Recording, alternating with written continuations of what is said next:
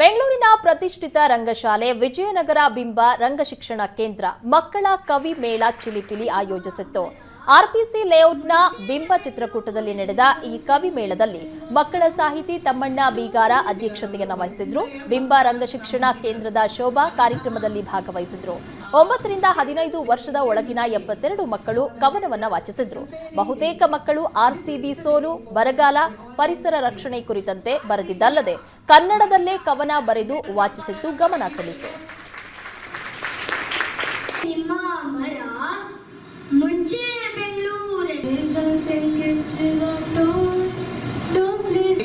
ಒಳ್ಳೆಯ ಮಕ್ಕಳ ಸಾಹಿತಿಗಳು ಅಂತಹ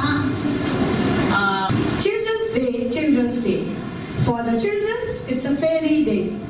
This is the day for which they always pray.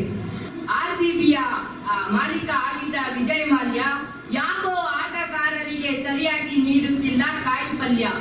ಯಾಕೋ ಆಟಗಾರರಿಗೆ ಸರಿಯಾಗಿ ನೀಡುತ್ತಿಲ್ಲ ಕಾಯಿ ಪಲ್ಯ. ಅದಕ್ಕೆ ಏನೋ ಕ್ಷೀಣಿಸುತ್ತಿದೆ ಆಟಗಾರರ ಕರಕೌಶಲ್ಯ.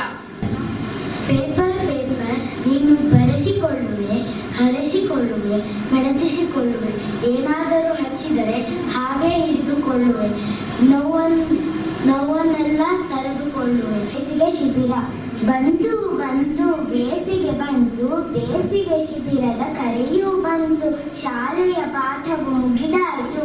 ಬಿಸಿಲು ಬಿಸಿಲು ಬಿಸಿಲು ಅಬ್ಬಬ್ಬ ಎಂತ ಬಿಸಿಲು, ಸೂರ್ಯ ಒಂದು ಬೆಂಕಿ ಚೆಂಡು, ಸಾಕಾಗಿದೆ ಬೆವರಿಕೊಂಡು. ಪುಟ್ಟ ಪುಟ್ಟ ಚಷ್ಟೆ ಪುಟ್ಟ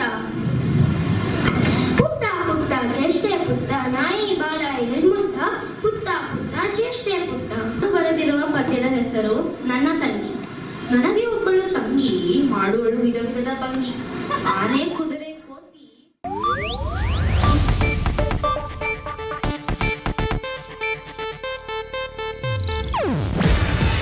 ಇದು ಏಷ್ಯಾನೆಟ್ ನ್ಯೂಸ್ ನೆಟ್ವರ್ಕ್ ಪ್ರಸ್ತುತಿ. ನೀವು ನೋಡ್ತಿದ್ದೀರಾ ಏಷ್ಯಾನೆಟ್ ಸುವರ್ಣ ನ್ಯೂಸ್.